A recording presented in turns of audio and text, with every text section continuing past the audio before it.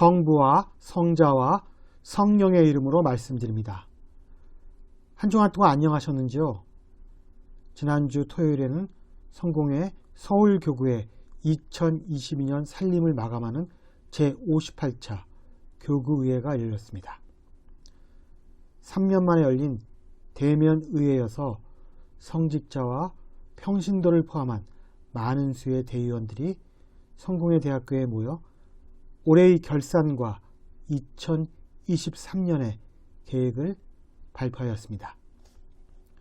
또한 성직자를 대표하는 성직자원 의장과 성직자 상임위원들을 선출하는 시간도 가졌는데 뽑힌 사람들의 다수가 새로운 얼굴들이어서 성공회 서울교구가 본격적으로 세대교체에 돌입하고 있었음을 알 수 있었습니다.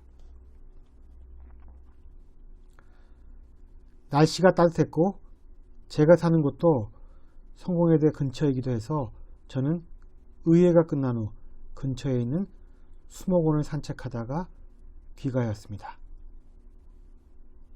여기저기 떨어진 낙엽과 힘을 잃은 햇살로 인해 한 해가 저물고 있음을 알듯이 성공회에서도 막강한 힘을 뽐내던 한 세대가 그 소명을 다하고 종말을 맞고 있음을 확인한 하루이기도 했습니다. 자연이나 인간이나 모두 하느님께서 정해주신 흥망성쇠의 법칙에서 벗어날 수 없다는 사실에 그저 인생의 무상함을 느낄 따름입니다. 성공회 서울교구의 과도기 내지는 재창조의 시기로 부를 수 있는 현재를 잘 감당하는 성공회 사자들이 되기를 교회력의 새로운 시작인 대림절을 맞아 주님의 이름으로 기원합니다.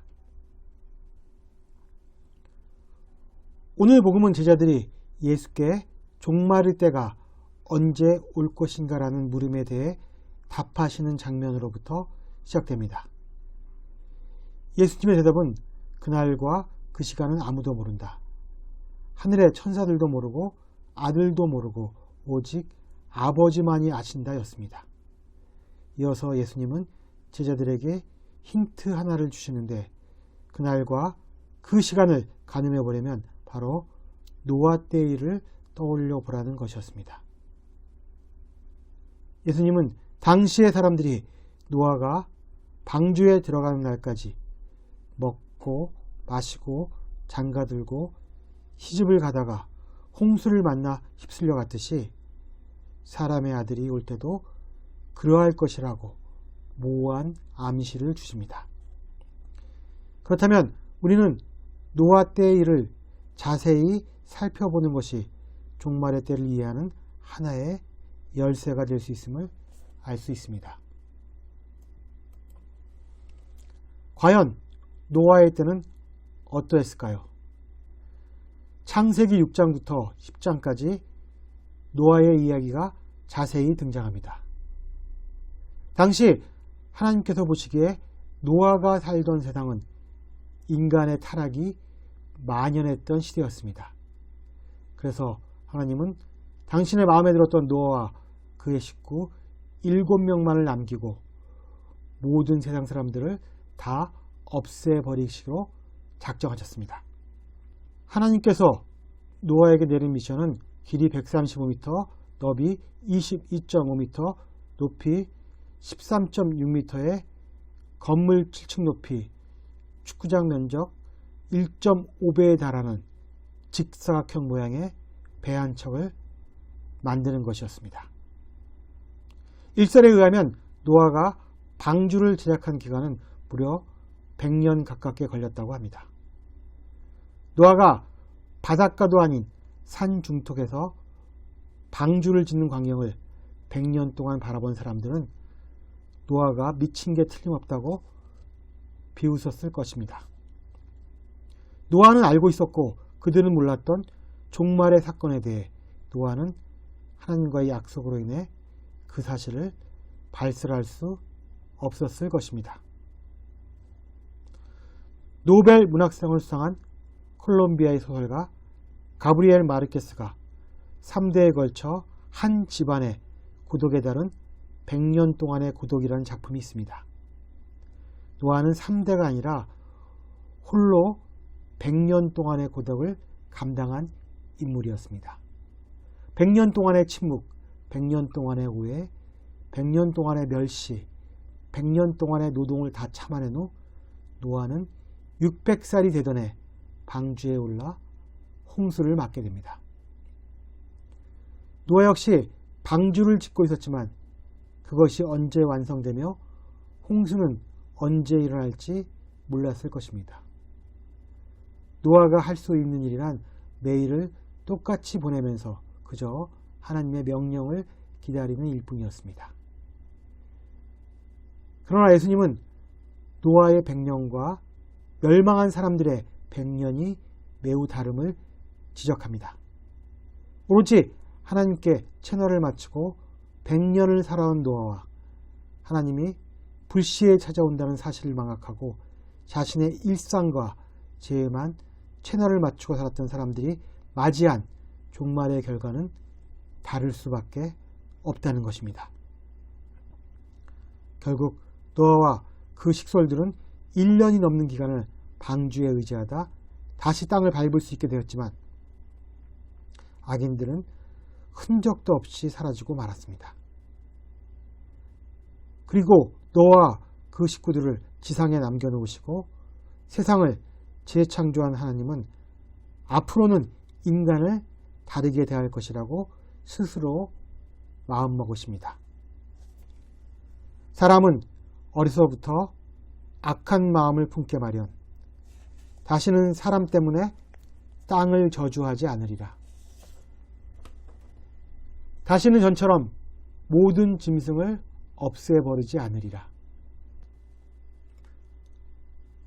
이제 하나님은 인간이 마음에 들지 않는다고 하여 함부로 없애버리지 않겠다고 선언하십니다.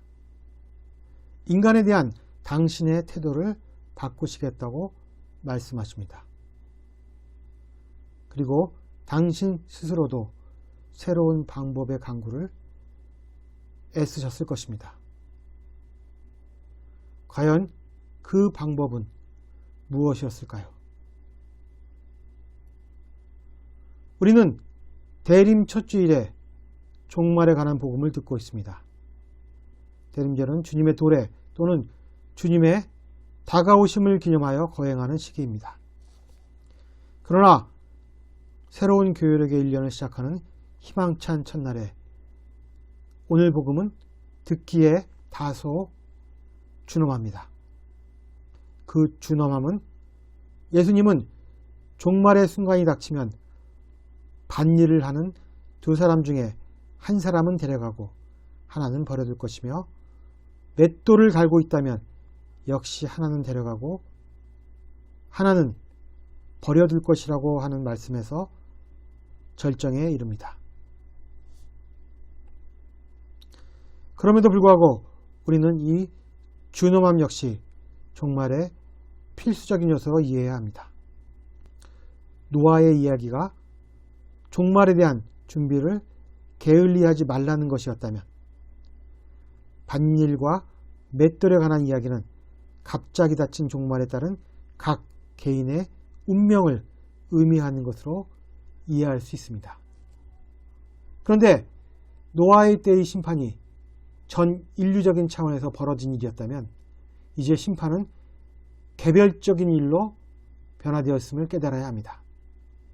그것은 모든 인간과 짐승을 한꺼번에 없애지 않겠다는 하나님의 약속에서 비롯됩니다. 그러나 우리가 뚜렷한 종말의 징후 앞에서도 그것에 대해 무관심하고 또 먹고 마시며 시집가고 장가가는 일이 목적이 되어 어둠의 행실 속에서 진탕 먹고 마시고 취하거나 음행과 방종에 빠지고 분쟁과 시기를 일삼는다면 반드시 우리 각 개인에게는 하나님으로부터 버림을 받는 심판이 따를 것입니다. 그는 이처럼 쉽게 죄악에 빠질 수 있는 인간을 위해 교회력을 세우고 그리스도의 발자취를 따르게 했으며 또 성탄전의 4번의 주일을 대림절로 정하게 되었습니다. 전례는 우리가 표현할 수 있는 믿음을 눈에 보이게 조직화한 것으로 볼 수 있습니다. 그리고 그 전례의 목적은 바로 깨어 있음입니다. 우리는 매년 반복되는 전례의 매너리즘에 빠지는 대신에 항상 깨어 있음을 지향해야 합니다.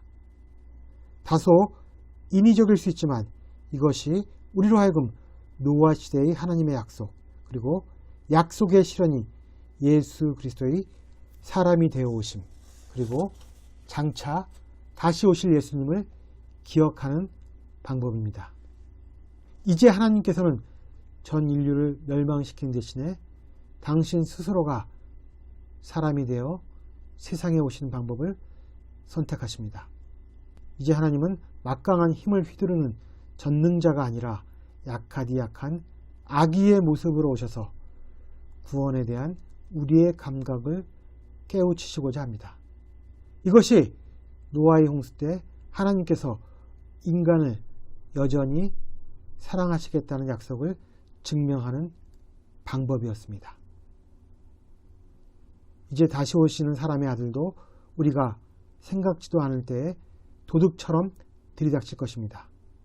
따라서 우리에게 필요한 일은 그날을 늘 준비하는 마음가짐입니다. 우리 자신 하나하나가 하나님의 형상을 닮은 소중한 존재임을 깨닫고 그 안에 살아있는 성령을 모신 후 불시에 찾아오시는 주님과 채널을 맞출 수 있는 생명의 주파수를 키워야 합니다. 오늘 4개의 대림표 중에 가장 진한 보라색의 초가 켜졌습니다. 이제 한 주씩 지나갈수록 초의 색깔은 옅어질 것입니다. 이처럼 우리의 허물도 옅어져서 우리가 하나님과 더욱 가까워지는 대림절기가 되기를 주님의 이름으로 기원합니다. 성부와 성자와 성령의 이름으로 말씀드렸습니다. 아멘.